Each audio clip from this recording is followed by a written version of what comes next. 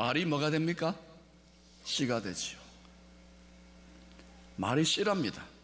그러면 말한 대로 나중에 거두게 되는 거예요. 그 씨앗이 열매가 되는 겁니다. 가만히 있지 않아요. 우리가 내뱉었던 말은.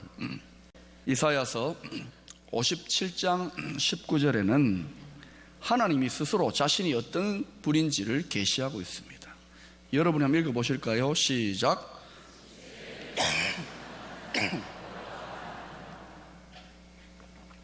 입술의 열매를 창조하는 자, 우리가 내뱉었던 말의 씨앗, 그것을 열매 맺도록 하시는 분이 하나님이라는 거예요. 그러니 여러분, 하나님 믿는 우리가 정말 말 조심해야 돼요. 우리가 툭툭 내뱉는 게 전부 다 씨앗이라는 겁니다. 구약의 잠언서는 지혜의 문서로 알려져 있죠. 특별히 잠언 10장부터 15장은 집중적으로 의인과 악인에 대해서 선명하게 대조를 해주고 있습니다. 오늘 본문도 여러분 읽어보셨지만 의인과 악인, 악인과 의인이 대비되어 있습니다. 잠언의 전체적인 교훈, 아니 성경 전체의 교훈은 뭐냐? 하나님을 경외하는 의인은 승리하고 형통하고, 하나님을 대적하고 불순종하는 악인은 패망한다, 심판받는다. 이게 성경 전체의 주제요, 특별히 잠언서의 주제입니다. 그런데 우리가 이 사실을 아멘 하고 믿지만 이 진리를 세상에 비추어서 적용해 보려고 하면, 그렇게 바라보면 이 불의한 세상이 꼭 그렇게만 작동되는 것 같지 않을 때가 있잖아요. 악인이 막 번성하고 악인이 형통하는 것 같아요. 반대로 하나님 말씀대로 순종하고 하나님 경외하는데 고난을 당하고 시련을 당하고 그런 일들도 일어납니다. 그때 우리는 이 진리가 아닌 것인가? 아니에요. 여러분, 하나님의 높은 차원으로 올라가서, 그리고 영원의 차원 멀리 내다보면 역사를 보세요. 인간의 수천 년의 역사를 보면은 하나님께서 악인들을 심판하시고 벌 주시고, 그리고 하나님을 경외하는 의인, 그 당대가 아니면 그 후대의 후대라도 하나님 반드시 형통케 하시고 복 주신다는 것, 입증된 사실입니다. 그래서 성경적 세계관은 아니라 할지 모르지만 동양 철학, 특별히 공자님께서도 이런 말을 했어요. 순천자는 흥하고, 그때 하늘의 뜻에 순복한다 할 때 이 하늘을 하나님으로 생각해 봐요. 막연하지만 그들은 하나님 개념이 있었단 말입니다. 하나님의 뜻에 순복하는 자는 흥하고, 역천자, 하나님의 뜻을 거스리는 자는 망한다 그랬습니다. 보편적인 일반 진리가 통하는 거예요. 왜냐? 창조주 하나님, 여호와 하나님께서 이 세상을 다스리시기 때문에. 그런데 오늘 본문 9절과 11절은 특별히 우리가 입으로 내뱉는 말, 이것을 중심으로 의인과 악인의 삶의 열매를 구분해 놓고 있습니다. 9절 말씀 여러분이 한번 읽어보실까요? 시작.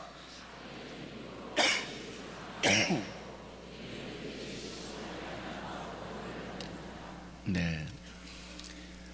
어떤 말을 하고 어떤 말을 듣느냐에 따라서 운명이 달라져요. 죽고 사는 것이 혀의 권세에 달려 있다는 거예요. 저주의 말을 계속 듣다가 보면, 그걸 믿고 받아들이면 저주가 임합니다. 저주의 말이 임해도 그걸 믿음으로 뿌리치고 부인하면은 그 저주가 나에게 응하지 않지만, 누가 무당이나 이런 사람들 저주하는 저주를, 또는 나쁜 사람이 저주하는 저주를 딱 믿고 받아들이면 그게 탁 모처럼 박혀가지고요, 내 삶을 파괴시켜요. 반면에 복된 말, 축복의 말을 들으면, 그걸 믿음으로 받아들이면, 믿음을 붙잡으면 하나님의 복의 열매가 임하게 되는 줄로 믿습니다. 언젠가 제가 총회 일로 서울에 갔다가 이제 시간이 급해서 택시를 타고 김포공항으로 막 달렸어요. 근데 40분 동안 공항까지 가는 그 택시 속에서 이 택시 기사가 뭐가 그렇게 불만이 많은지, 뭐 정치가 어떻고 이 나라가 어떻고 사회가 어떻고 40분 내도록 불평 불만 쌍욕을 해가면서요 막 저한테 퍼부어대는 거예요. 나는 손님인데 택시에서 딱 내리는데 꼭 고문을 당한 것 같잖아요. 마음이 너무너무 괴롭고 마음이 더럽혀진 것 같은 거예요. 참 그 택시기사님 안 됐더라고요. 불쌍하더라고요. 왜 인생을 그렇게 사시는지 모르겠어요. 요즘은요 학교에 다니는 아이들도 좋은 말 착한 말이 아니라 더러운 말, 특별히 욕을 입에 달고 사는 아이들이 많아요. 몇 년 전에 통계인데 한국교육개발원에 조사를 해보니까 우리나라 초등학생, 중학생, 고등학생 73% 아이들 중에 3분의 2가 욕을 하며 산다는 거예요. 그리고 그 중에서 특별히 32% 3분의 1의 아이들은 욕을 입에 달고 살아요. 욕에 중독된 거예요. 뭐 어쩌고 저쩌고 하다가 쌍시옷이 툭 튀어나오고, 뭐 어쩌고 저쩌고 하다가 견이 튀어나오고, 뭐 그런 거예요. 웃지도 않아요. 이 아이들 30% 70% 이 아이들 걱정되지 않습니까? 이 아이들이 자라서 자기들이 뿌린 그 나쁜 말의 씨앗 그대로 거두게 될 건데 걱정돼요 정말. 그리고 그 아이들이 자라서 이 나라와 민족을 이끌 만한 사회가 될 때 이 사회가 어떤 사회가 되겠습니까? 이 뇌의 특성상 현실과 우리가 하는 말을 뇌가 정확하게 구별을 안 해요. 그래서 모든 게 평안하고 나도 건강한데도 그 사람이 입에 달고 다니면 아이고 짜증나 죽겠네, 아이고 힘들어 죽겠네 그러잖아요. 그러면 뇌는요 입술을 통해서 고백된 그 말이 귀를 통해 다시금 뇌로 입력이 돼요. 그래서 몸을 쫙 살펴보는 거예요. 뇌가 멀쩡한데 죽겠나고 하네. 그럼 멀쩡하면 안 되지, 죽어야지, 짜증나야지. 그래서요 짜증나라고 죽으라고 뇌가 정보를 내려요. 말한 대로. 그래가지고 쫙쫙 호르몬이라고 있잖아요. 호르몬을 쫙쫙 뿜어내요. 그래서 완전히 몸을 망가뜨리는 거예요. 여러분 건강이 상한 분들 보면은요 또 뭐 중환병에 걸리고 하는 분들 보면 다 어때요? 어떤 마음의 충격을 받거나 막 이렇게 힘든 말, 저주하는 말 또는 본인이 하기도 하고 듣기도 하고 다 마음이 상하고 말로 인해 상처받은 사람들이 굉장히 많은 거예요. 그러면 이 좋은 호르몬, 좋은 약이 뿜어져 나오는 것이 아니라 죽이는 말, 힘들게 하는 그런 호르몬들이 막 뿜어져 나오는 거예요. 그러니 여러분 인생을 바꾸고 공동체를 바꾸기를 원한다면 먼저 해야 될 게 뭐냐? 뭐 너무 거창한 거 하려고 하지 마세요. 말의 습관부터 바꿔야 돼요.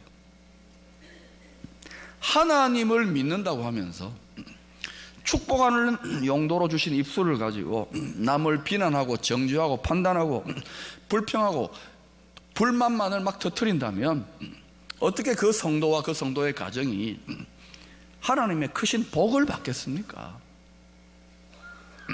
그런데도 특별히 비난하는 말, 정죄하는 말을 잘하는 사람일수록, 그런 성도들일수록 자존심이 세요. 똑똑하다고 생각하는 거예요. 자기가 제일 잘 믿는다고 생각하는 거예요. 근데 헛똑똑이. 근데 스스로를 망치고 있는 거예요. 그러니 여러분 말 조심해야 돼요. 요즘 전 세계적으로 새롭게 유행하는 신조어가 하나 있습니다. 합성어인데 그 용어가 뭐냐면 텅푸란 말입니다. 텅푸. 텅은 영어로 혀라는 말이죠.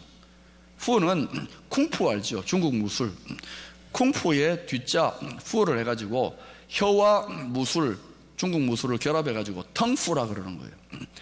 이 용어를 왜 쓰느냐? 혀로 하는 이 말도 그냥 나오는 대로 내뱉는 것이 아니라 혀를 꼭 사람이 무술을 연마하듯이 그렇게 혀 쓰는 법, 말하는 법을 훈련해가지고 지혜롭게 적절하게 그렇게 말하는 훈련이 필요하다는 거예요. 텅푸. 그래서 제가 오늘 아침에 나오면서 설교해야 되니까 이렇게 입도 풀어보고 하면서 여입 덩푸. 여러분, 우리가 성령으로 충만한 신앙생활을 하는 게 굉장히 중요합니다. 성경은 성령의 충만을 받으라고 명령을 합니다. 특히 세상이 악해지고 어려워질수록 더 능력 있는 성도가 되려면 성령 충만해야 됩니다.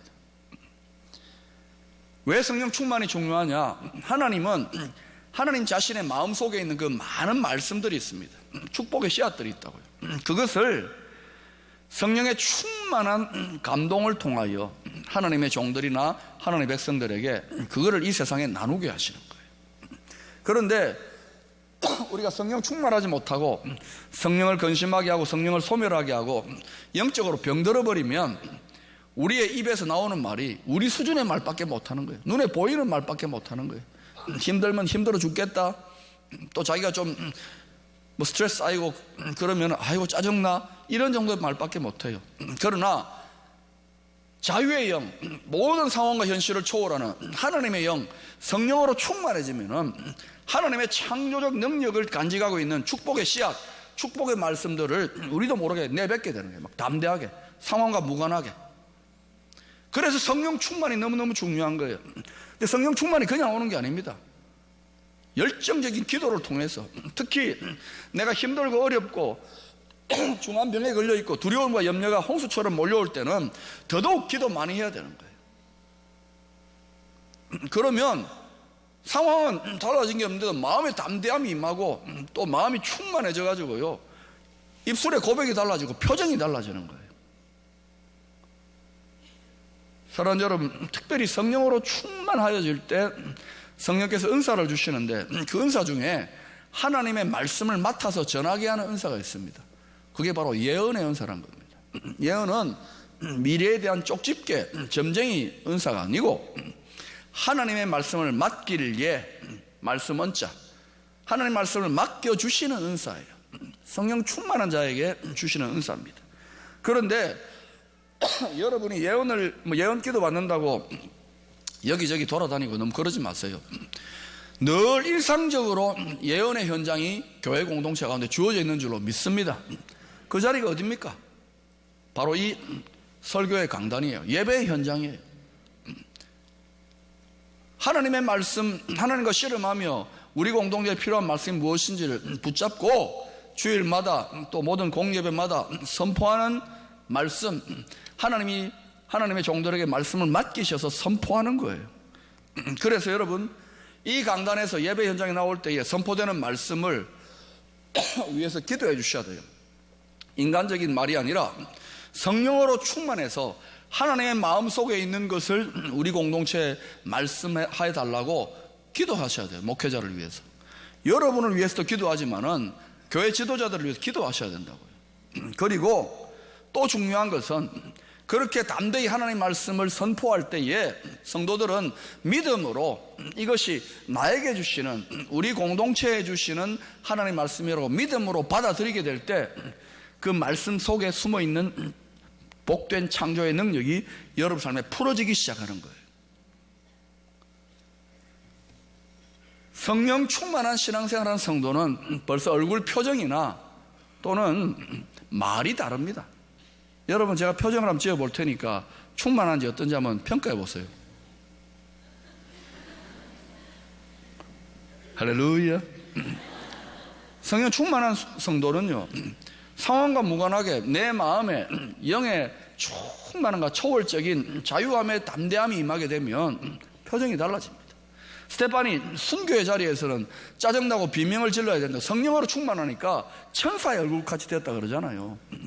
뿐만 아니라 성령으로 충만하면 상황과 무관하게 하나님 주시는 믿음으로, 하나님 주시는 마음으로 하나님의 복된 말씀을 선포하게 돼서 말이 다르다고요. 그 성도의 말을 들어보면, 분위기를 보면 대개 어느 정도의 신앙생활, 어느 정도의 영성생활을 하고 있는지 대충 아는 거예요. 여러분, 똑같은 신앙생활을 하는데도 세상 문제에 짓눌려 있고 한평생 질질 끌려간다면 얼마나 비참합니까, 여러분? 눌린다고요. 상황에 끌려갈 수 있다고요. 그 믿음의 실력 차이예요. 그래서 성령의 충만함을 입고 하나님의 마음속에 있는 복된 말씀들을 여러분이 케어내어서 마음껏 선포하게 될 때 그것이 씨앗처럼 뿌려져서 그것을 우리 삶의 복된 열매로 거두게 된다니까요. 그래서 여러분, 특별히 지도자들, 권위자들이 성령으로 충만해야 되는 거예요. 왜? 그들의 말은 영향력이 크기 때문에. 가정에서는 부모 아닙니까? 특히 가장 아버지겠죠. 부모가 성령 충만하면은 그 부모의 입술에서 어떤 말씀이 떨어질까요? 죽이는 말, 저주하는 말, 의심하는 말이 아니라 살리는 말, 구원의 말, 하나님의 말씀들이 자기도 모르는 사이에 선포되어지는 거예요. 그러면 가족들이나 자녀들이 그것을 자기의 마음밭에 심게 되기 때문에 그런 가정은 잘 되게 되어 있습니다. 뿌린 대로 거두는 거예요. 하나님은 그 축복권을 부모에게 허락하셨어요. 여러분, 목사님에게는 축복권 허락하셨다고 생각하면 안 돼요. 축복은 위에서부터 아래로 흐르거든요. 권위자에게 흘러요. 가정의 권위자는 부모 아닙니까? 부모가 자녀를 축복하는 건 당연한 의무입니다. 그래서 축복은 실로 부모의 특권이요 거룩한 임무라고 했습니다.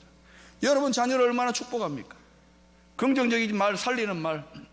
특별히 자녀가 여러분 속을 썩이고 애매기더라도 기도하면 축복해야 되고, 그리고 또 어때요? 그 아이들에게 정말 격려하고 따뜻한 말, 듣든 안 듣든 계속 뿌려야 돼요. 그러면 언젠가는 열매 맺게 되는 거예요. 왜?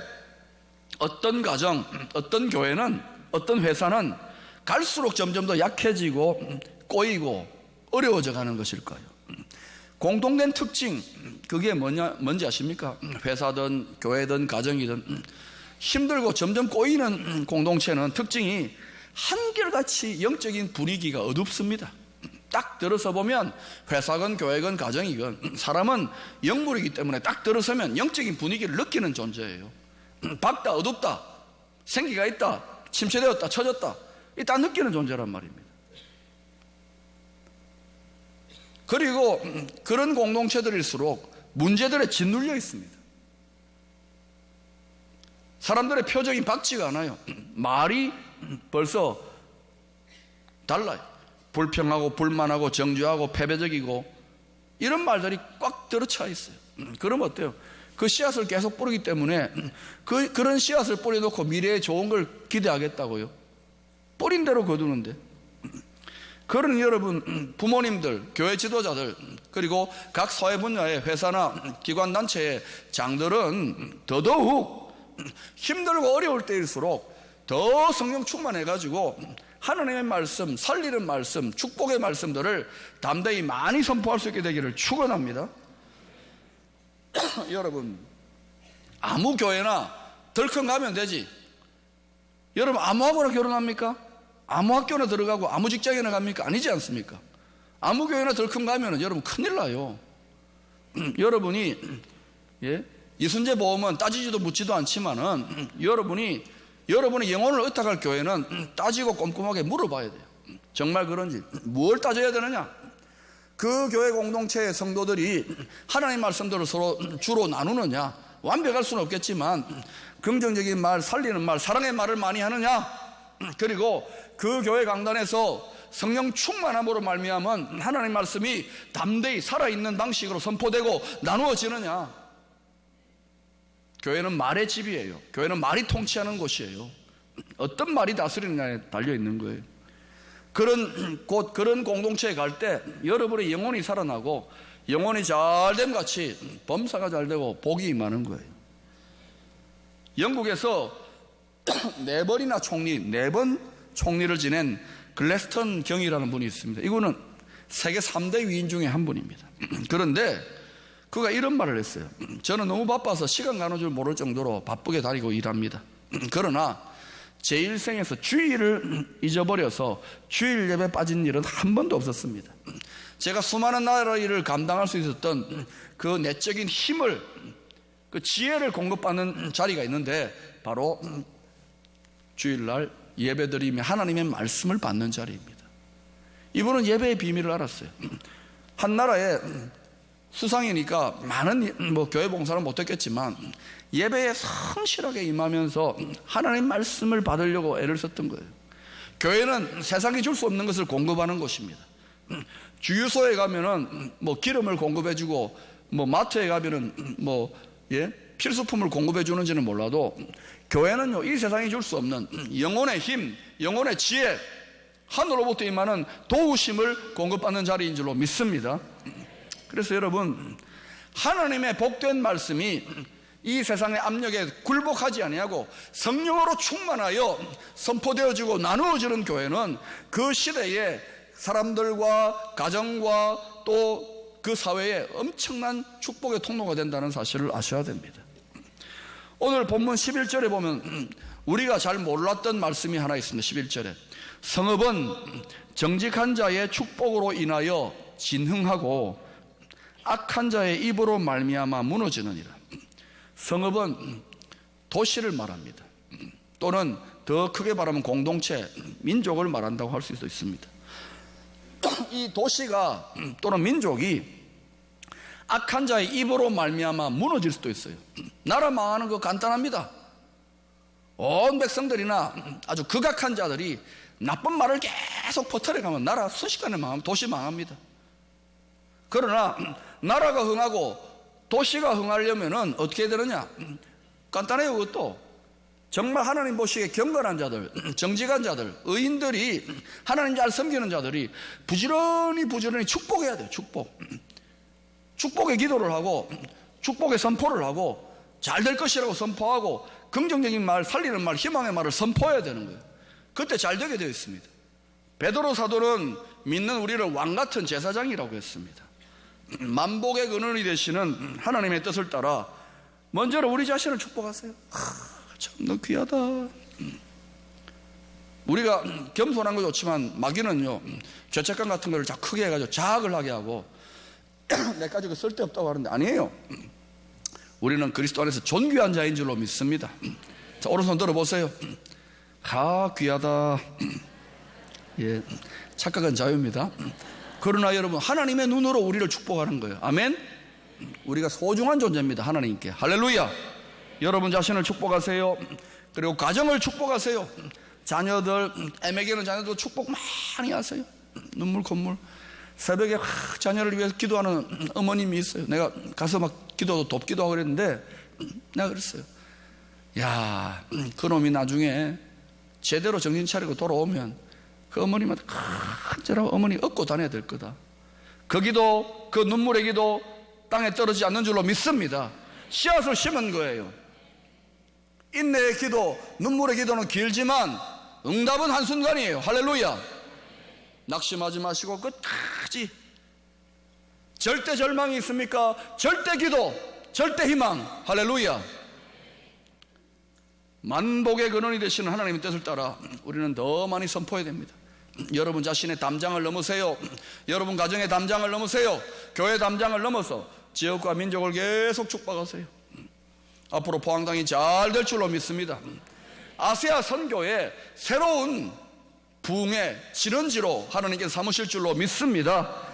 믿음으로 축복하세요. 믿음으로. 그것이 언제 일어날지는 모르지만 하나님이 주시는 감동대로 씨앗을 부지런히 심으면 농사의 원리대로, 심고 거둠의 원리대로 주의 때가 되면 거두게 되는 거예요. 여러분의 가정을 위하여, 교회를 위하여 열심으로 휴건하시고 기도하시고 축복의 말을 유통하는 제사장의 사명을 잘 감당할 수 있기를 축원합니다.